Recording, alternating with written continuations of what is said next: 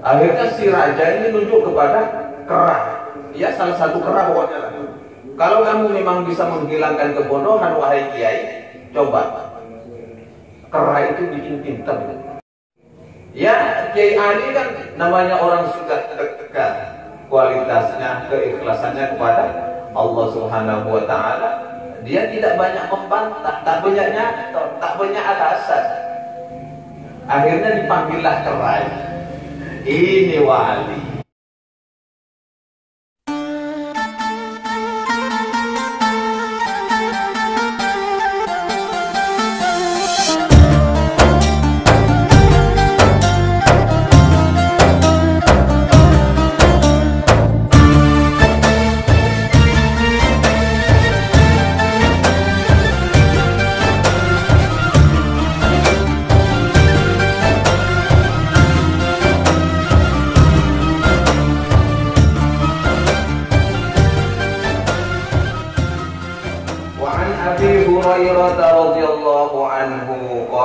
Dan dari Abi Hurairah radhiyallahu anhu qala telah berkata siapa Abu Hurairah qala Rasulullah sallallahu alaihi wasallam qala telah bersabda siapa Rasulullah sallallahu alaihi wasallam apa sabda Rasul man ta'allama man barang siapa ta'allama yang belajar siapa man ilman kepada suatu ilmu mimma dari apa-apa yubtagha yang harusnya dicari bihi dengan ilmu yubtagha yang dicari yang dituju seharusnya yang harusnya dituju diraih bihi dengan ilmu wajhullahi ta'ala apa keridhaan Allah Subhanahu wa ta'ala. Barang siapa yang mencari suatu ilmu yang harusnya ilmu itu dicari untuk meraih ridhonya Allah Ta'ala. Begitu maksudnya. La yata'allamuhu lalu dia tidak menuntutnya. La yata'allamu lalu dia tidak mempelajarinya siapa manhu kepada ilmu. Illa melainkan yusibah untuk meraih bihi dengan melalui ilmu gharadan terhadap fasilitas min amradid dunia dari beberapa fasilitas dunia. Lam yajid arafal jannati yaumal qiyamah. Niscaya lam yajid tidak akan mendapati siapa man arafal jannati akan aromanya surga. Akan aroma surga. Jadi surga memiliki aroma. Aromanya kan semerbak. Pasti setiap yang indah, sejuk, menyejukkan, tempat yang nyaman, pasti aromanya juga nyaman kan? Nah, iya. Kalau makanan lezat itu sudah bisa tercium dari aromanya bagi orang yang ahli kuliner. Sebaliknya, makanan basi itu tak harus ahli kuliner yang merasakannya. Kalian pun, wah ini sudah bau, basi ini sudah makanan tak enak, kan begitu? Jadi setiap sesuatu itu ada aromanya. Nah termasuk surga itu memiliki aroma. Nah bagi orang kata Rasul, bagi orang yang mempelajari ilmu hanya untuk tujuan fasilitas dunia, maka kelak lam yajid arfal jannati. Niscaya dia tidak akan mendapati arfal jannati akan aroma bau, akan aromanya surga yaumal qiyamati kelak pada hari kiamat. Rawahu Abu Dawud bi isnadin sahihin wa mithluhu ahaditsun katsirah. Wa mithluhu dan adapun perumpamaan yang sedemikian, perumpamaan seperti ini artinya tentang orang yang belajar ilmu tapi tujuannya untuk meraih keuntungan dunia itu, mencari ilmu hanya untuk keuntungan dunia itu, ahaditsun katsiratun. Hadisnya sangat banyak, beberapa hadis yang banyak begitu maksudnya. Artinya hadisnya ya sangat banyak. Jadi hati-hati. Selain ada pandangan ayat, juga ada pandangan hadis. Rasulullah juga telah bersabda, harusnya ilmu itu, kajian mempelajari ilmu itu dipakai untuk meraih ridhonya Allah. bukan untuk mencari fasilitas dunia, bukan untuk mencari keuntungan dunia. Tapi kalau masih maksa kalian mencari ilmu ataupun mengajar ya, mencari ilmunya saja seperti itu sudah ancamannya luar biasa. Mencari ilmu kan, la yata'allamuhu, kan bahasanya begitu. Lalu dia tidak mencari ilmu illa liyusiba bihi, kecuali hanya untuk mencari agradun min agradid dunia, keuntungan dunia. Mencari ilmunya saja kalau sudah begitu, konsekuensinya tidak akan mendapati aromanya surga di hari. Apalagi dapat ilmu pas terus ngajarnya hanya untuk meraih keuntungan dunia, kan begitu. Wah, ini juga bisa apes kuadran. Apes kuadran.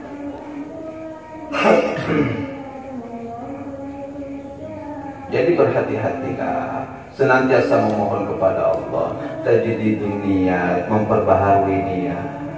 Terus setiap hari kalian tak apa-apa perbarui niat. Kalau sekiranya nanti ada bisikan-bisikan bersitan di dalam pikiran kalian ini,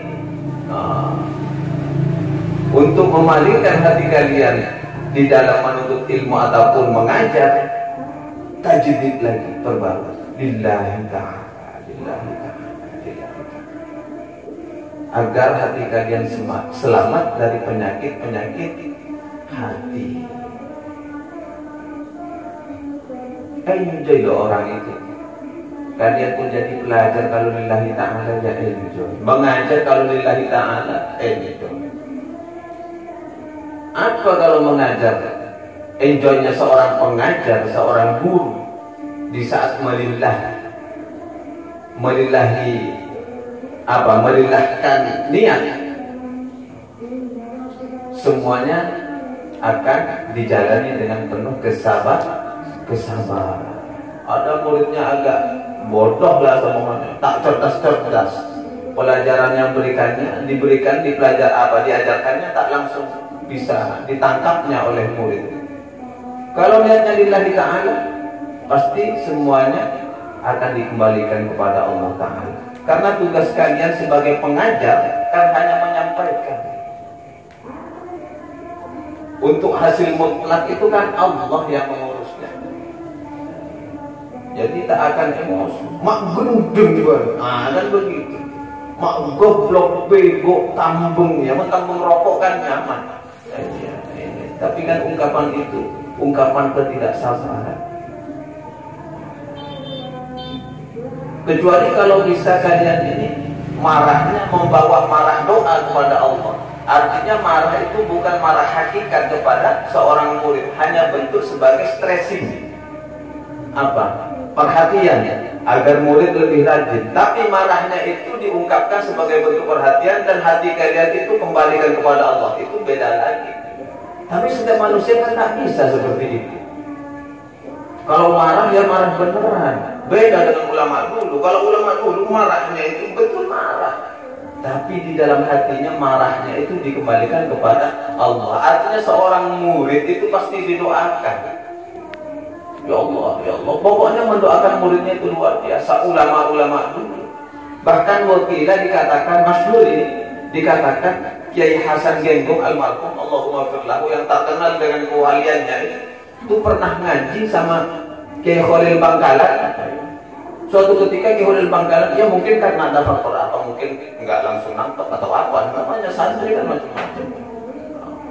Itu marahnya Kiai Khalil itu bukan cuma dicampur, bukan cuma dipukul, tempel itu bukan, dibacok, betisnya itu, masyhurnya itu di betis masih ada bekas lukanya oleh sabetan. Ya luka namanya, dipakai celurit kok luka. Enggak terus-terusan tebal ya. Enggak. Tapi guru itu begitunya itu bukan hakiki, bukan apa ya, bukan hakikatnya marah seperti ini.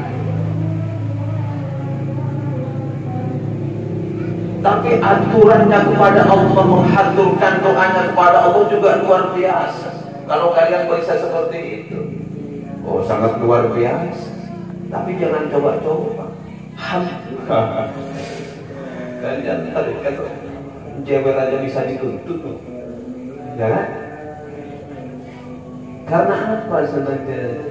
Karena sudah kajian-kajian ta'limul muta'allim, tata krama seorang murid kepada guru, tata krama guru kepada murid sudah jarang dipelajari. Yang penting sekarang ngisi pelajaran sehingga etika-etikanya mereka tidak tahu. Baik etikanya guru kepada muridnya seperti apa, apalagi etikanya murid kepada guru. Kan sama, tidak ada perbedaan, tinggal membalik. Tapi luar biasanya apa? Ya kalau doanya mantap kepada Allah, mendoakan Kiai Hasan Genggo, Kiai Hasan Genggo juga sama sebagai murid. Gak langsung pertama-tama datang ke polisi untuk. Hasilnya apa yang didapati? Bila menjadi juga ulama besar, sehingga dalam pandangan manusia itu menjadi ulama, dalam pandangan Allah itu dikenal dengan al-arif billah, orang yang kenal dengan Allah. Ini barokah. Sehingga ada barokah yang menyatu, barokahnya guru kepada murid dan barokahnya murid bersabar terhadap guru. Kedua barokah bercampur, terakumulasi, berkumpul di dalam jiwa sehingga menumbuhkan ilmu-ilmu yang bermanfaat. Pasti. Kuncinya ikhlas. Saya pokok ikhlas, saya mokol ikhlas. Maksudnya ikhlas itu mukulnya bukan karena hawa nafsunya loh. Karena Allah Ta'ala mendidik. Kalau bahasa dulu kan dipukul dengan bahasa kayak membuang kebodohan. Kan iya betul. Dibuang kudunan. Apa bisa bodoh itu dibuang? Bisa. Buang bodoh itu juga makhluk Allah. Hadisnya jelas. Bahkan hadis qudsi.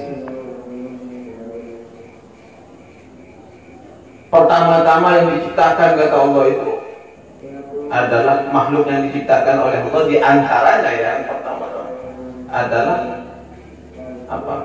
Kebodohan. Jadi kebodohan itu juga makhluk Allah. Jadi apakah kebodohan itu bisa dibuang? Bisa. Siapa yang bisa membuang? Ya orang-orang yang sudah dekat dengan Allah. Bisa. Jadi jangan heran bahasa itu dipukul. Kenapa dipukul?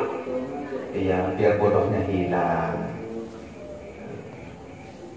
Itu pernah terjadi 1000 tahun yang silam, ratusan tahun yang silam. Itu ada namanya ulama Madura itu di Sumeneb, Kiai Ali Berempeng namanya. Di zaman dinasti Sumeneb, kerajaan Sumeneb. Jadi dalam sejarahnya Raja Sumeneb ini memiliki seorang anak. Digajikanlah, dikirimlah ke pesantren beliau, ke pesantren Kiai Ali. Ya karena agak bebal, daya tangkapnya kurang, mungkin agak badung juga namanya anak raja kan? Agak hebat, agak ya mungkin daya tangkapnya bebal lah. Akhirnya dipukul sama Kiai Ali sebagai bentuk tarbiyah, pendidikan. Dipukul. Ya pukulnya kan ada etika, kalau adabul alim wal muta'alim ada etika.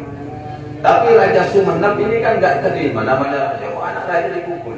Akhirnya didatangilah Kiai Ali, anak saya kok dipukul. Jawaban Kiai Ali simpel, ya biar bodohnya hilang. Kan sudah menjadi kebiasaan. Karena bagi yang paham ilmunya, ya seperti itu. Karena tahu bodoh itu adalah ciptaan Allah, bodoh itu makhluk Allah. Waktu tidak ada begini, bodoh itu al-jahlu ini kebodohan. Waktu diciptakan oleh Allah, Allah berkata kepada bodoh, "Aqbil, coba kamu menghadap kepadaku." Fa'adbara. Lalu kebodohan ini memungkuri Allah. Tak tahu ojak Allah. Lalu Allah membalik apa? Perintahnya, "Adbil." Belakangilah diriku gitu.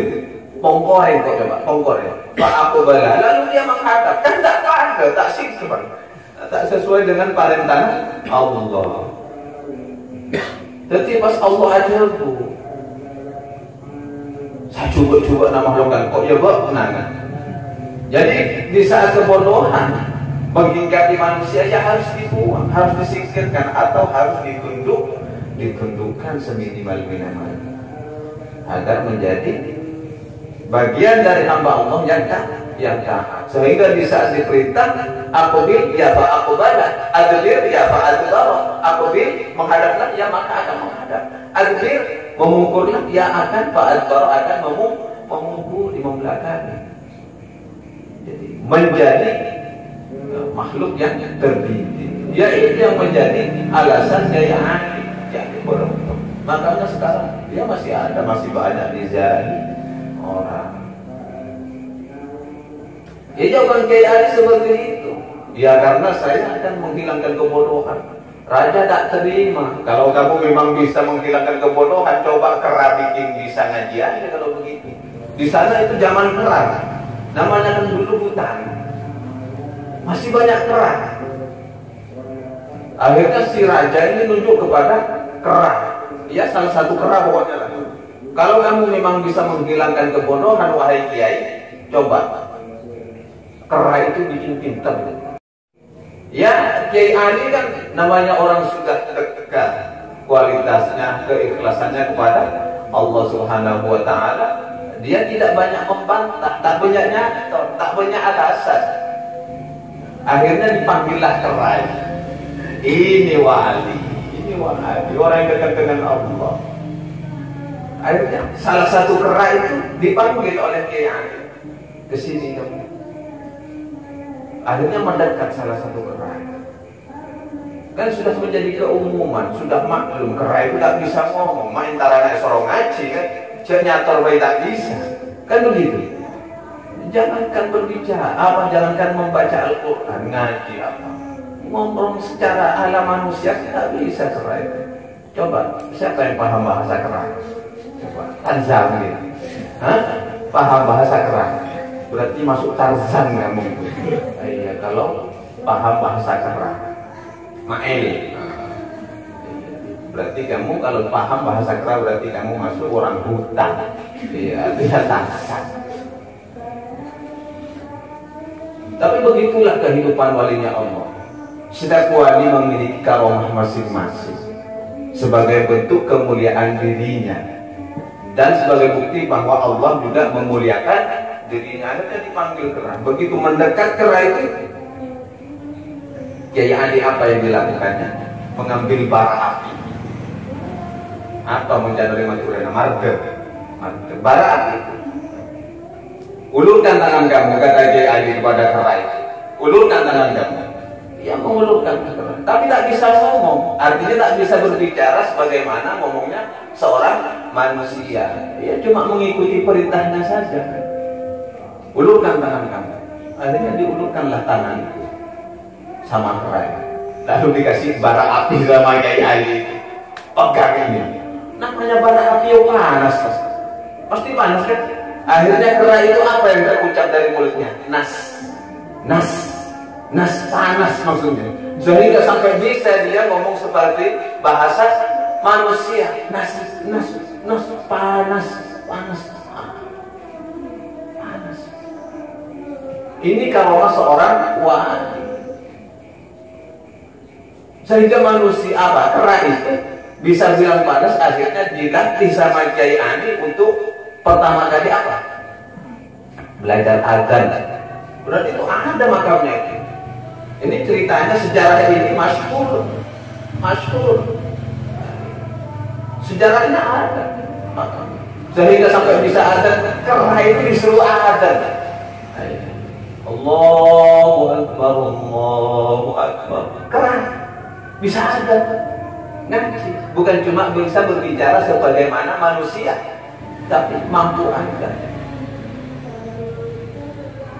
Setelah ada, bahkan wakila lanjutan sejarahnya, kera itu bisa ngaji, bahkan sampai hafal Al-Quran. Makanya ada kera lupa. Masa? Iya kan?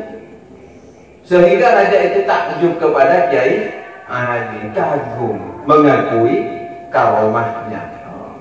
Kalau begitu ya silahkan. Kata raja, sebenarnya tidak apa-apa. Anak saya dididik terserah sampean saja sudah. Mau dididik dipukul, yang penting jangan dibunuh aja.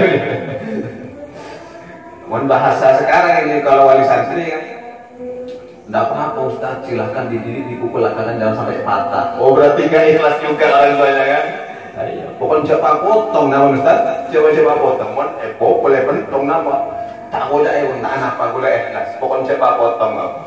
Berarti kan boleh tak ikhlas lagi ya ini. Berarti tak apa? Artinya tak memasrahkan semuanya kepada guru. Tapi toh kalaupun dipasrahkan secara jiwa raganya, tidak ada guru membunuh murid. Enggak ada. Guru yang paham tentang keilmuan, yang paham tentang konsep adabul alim, tentang etika-etika seorang pengajar, yang tidak mungkin sejauh itu menyakiti muridnya. Paham ya?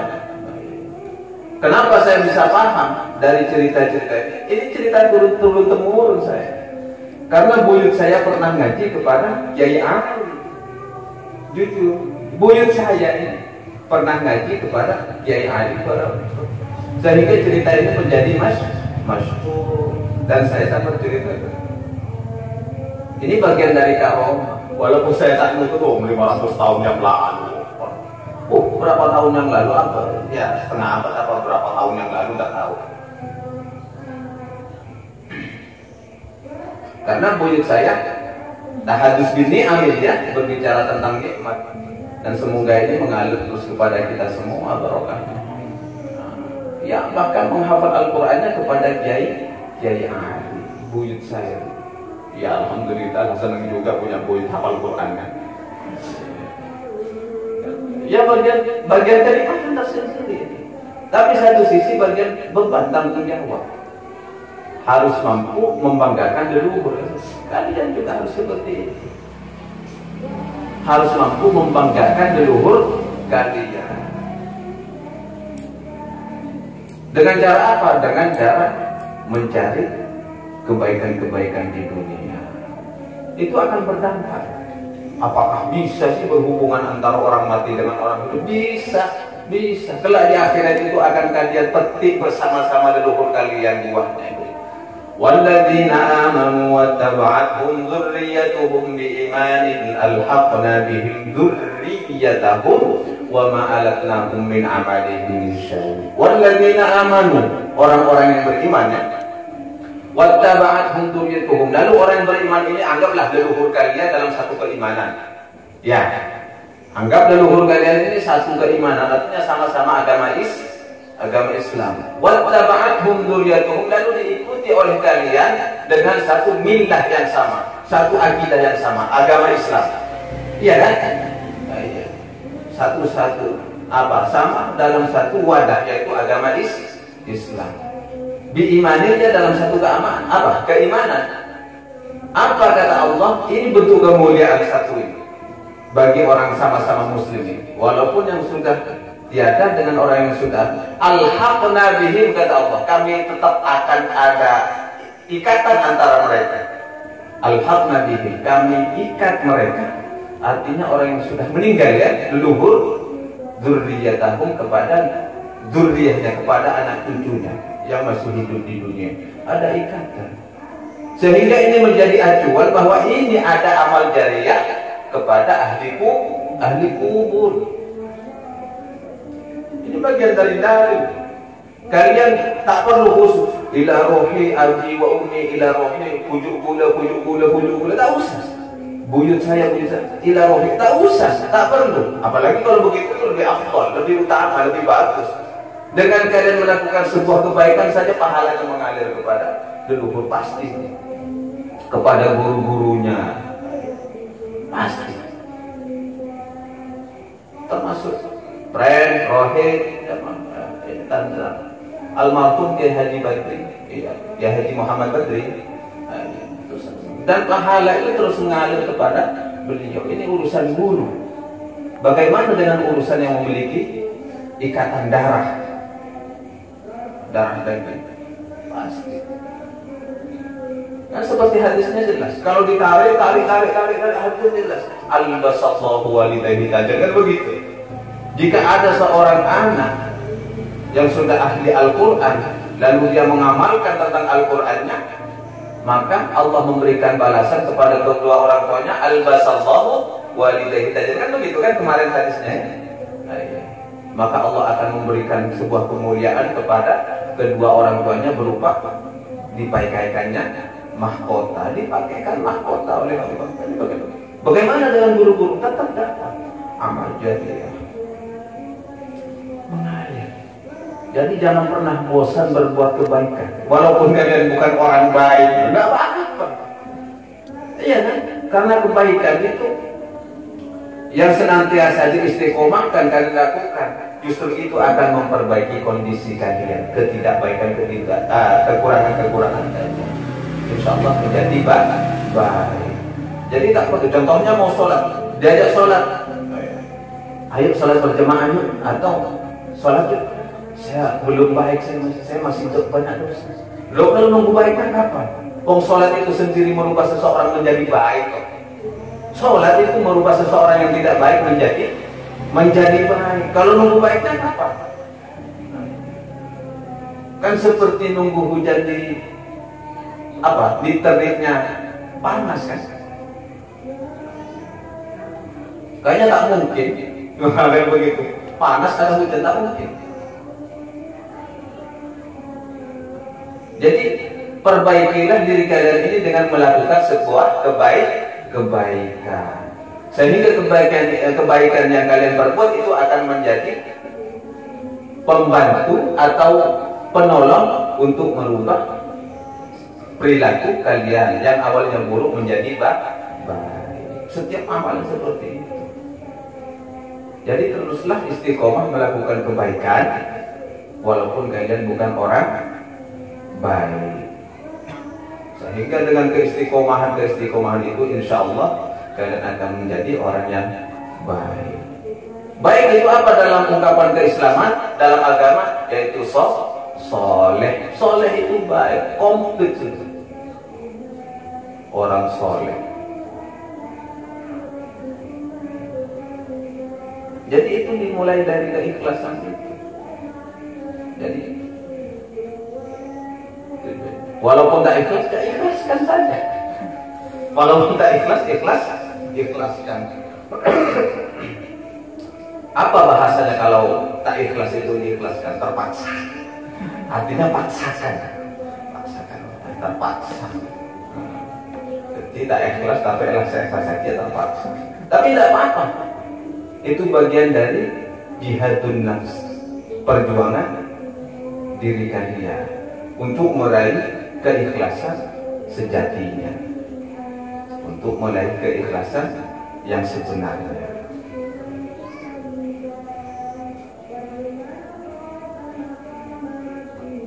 Wa an Anasin, dan dari Anas, wa Hudzaifah, dan dari Hudzaifah.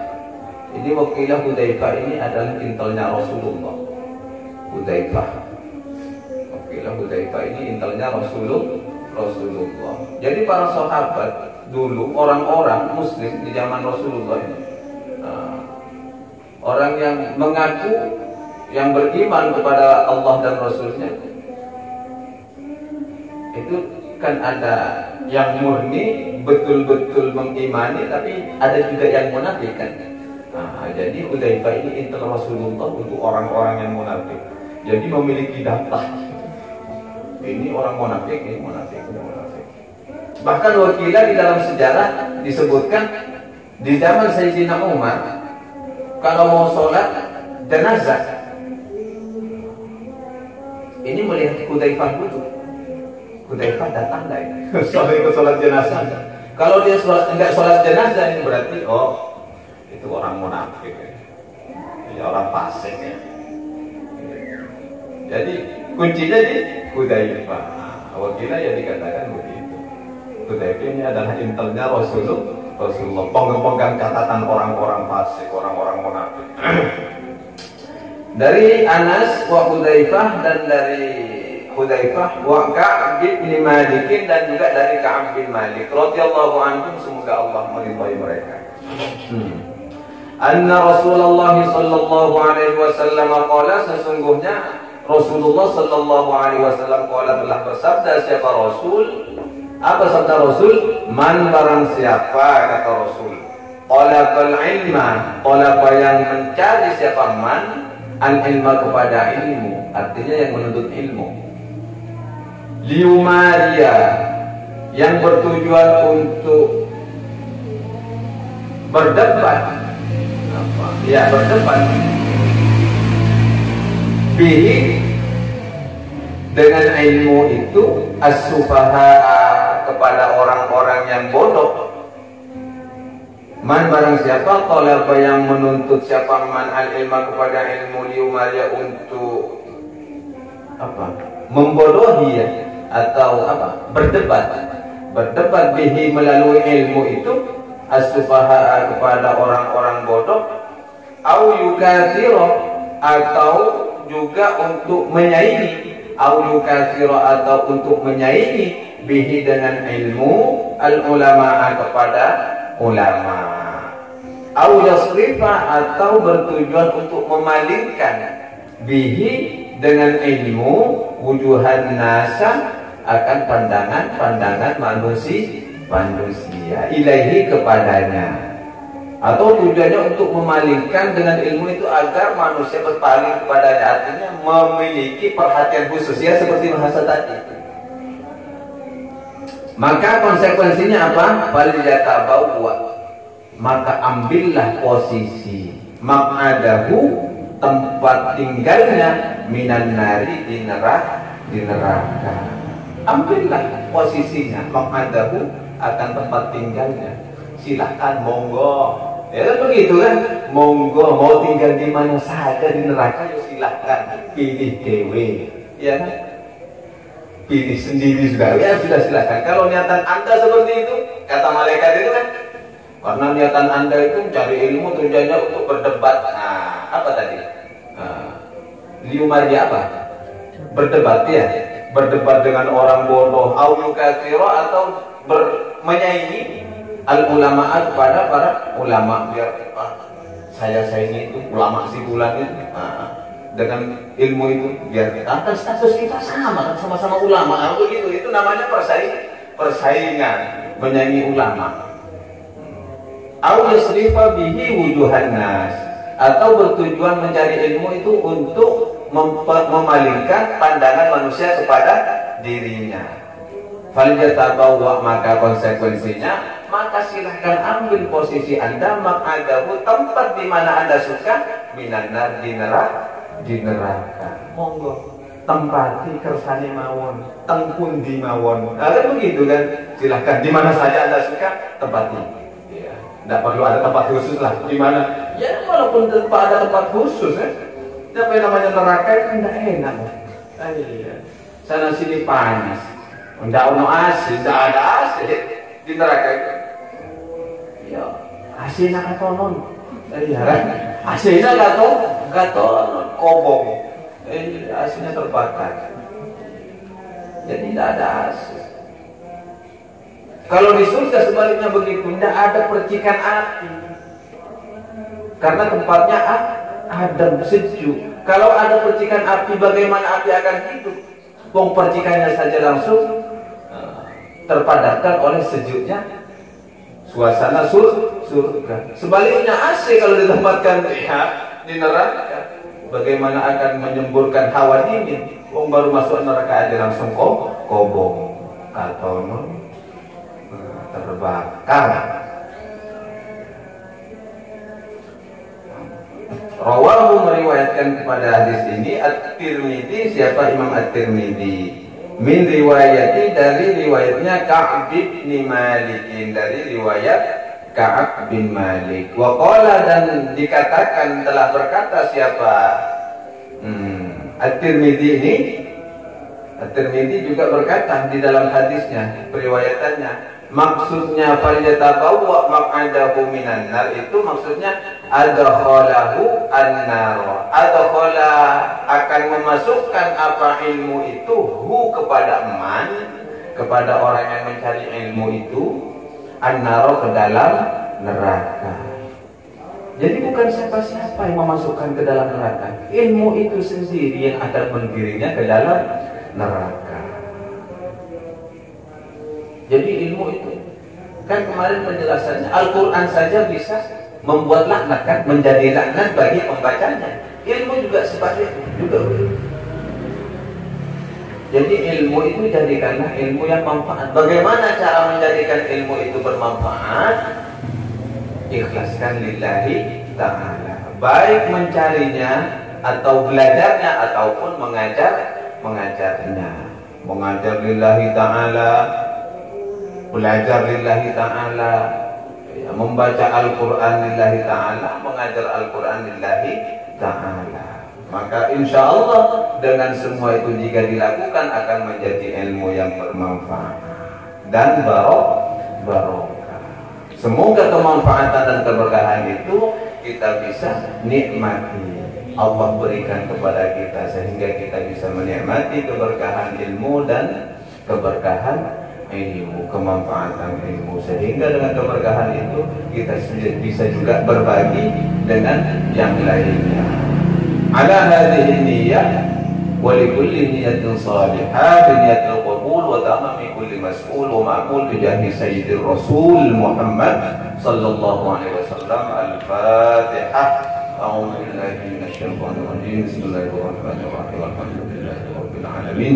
Ar-Rahmanir Rahim. Maliki yaumiddin. Iyyaka na'budu wa iyyaka nasta'in. Ihdinas siratal mustaqim. Siratal ladzina an'amta 'alaihim ghairil maghdubi 'alaihim waladdallin. Amin. Faslun. Assalamu alaikum warahmatullahi wabarakatuh.